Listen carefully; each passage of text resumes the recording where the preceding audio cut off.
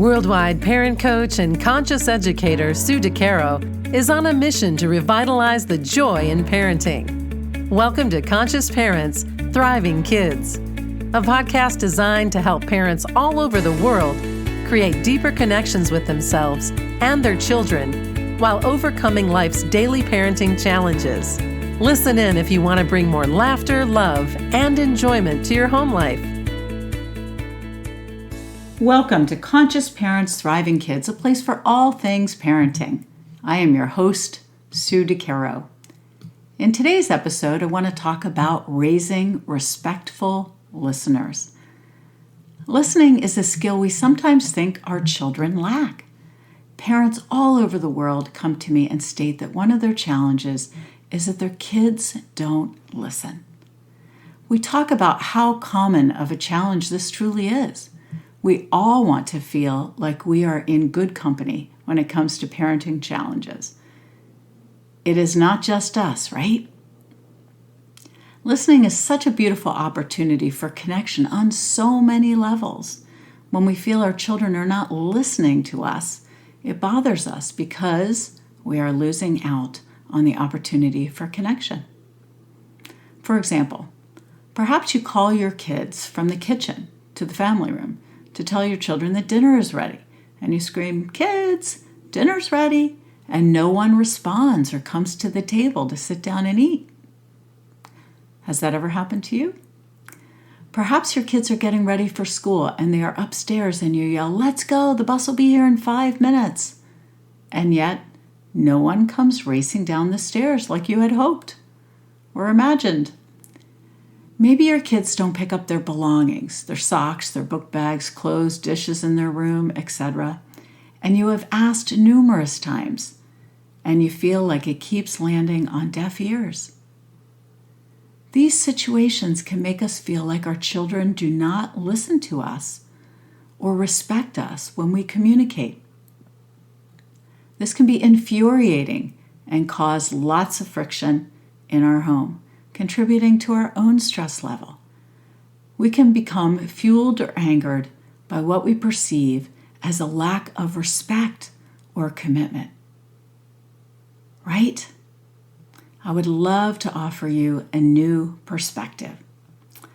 Let's think about this. What if your kids are not doing this on purpose? What if your kids have full intentions to listen and respect you? I imagine they do. I believe that every child wants to do what is right, but when they don't, something is preventing them from doing so. So in the case of communication and listening skills, let's look at what might be preventing them from paying attention or actually hearing you. Your child perhaps might be preoccupied and not hear you at all. Their attention is perhaps on something that is all-encompassing. Perhaps they do not have the best hearing. We, the parent, are not communicating in a method that works for our child. Or perhaps there is something that is preventing our child from listening or hearing that goes beyond the things I just mentioned. Perhaps they might not have a good listener modeling for them. No offense. So, some suggestions of things to try. When you speak to your child, instead of yelling from a different room or across the room, go directly to your child. Get at eye level and wait to receive their attention or even ask for it. Then, share what you want to communicate.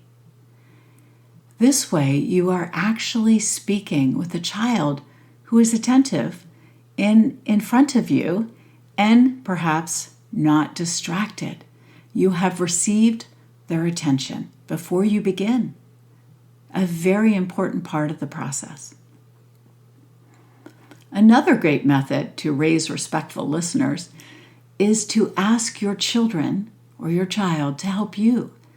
So if the morning time is stressful for you, instead of you yelling that the bus will be arriving, ask your kids how you can help them make the bus on time. This is, in fact, about them, right? It's their bus, they're going to school, and they're the ones that need to make it on time. But we tend to own that, don't we? So when we empower our children to be part of the solution, it can create an enormous shift. See what they come up with. What do they need from you, and what do they need from themselves in order to be on time, to make that bus and be ready? The same holds true with children who leave their belongings throughout the house, right? We want to empower them to pick up after themselves instead of us becoming the nagging mom or the nagging dad, asking them to do so. So entering into a conversation with kids about how you feel. You feel like maybe you are nagging them and you don't feel heard and you just want them to pick up their belongings. And yet this is an ineffective way for you to ask. This, again, can offer another shift because what you're doing is you're sharing with your children that there's a situation. The situation is that their belongings are all over the house and you're not sure how to solve this situation and you need their help. What do they think would work best?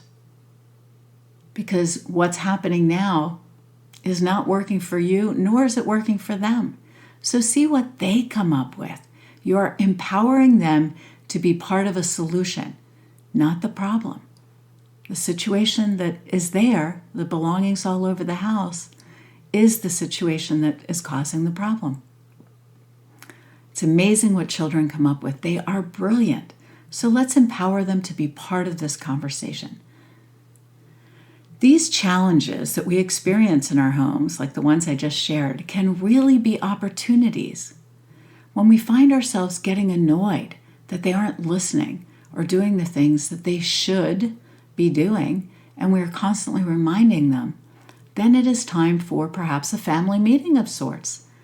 This is a time to bring the family together for a solution-based conversation, an opportunity for empowerment.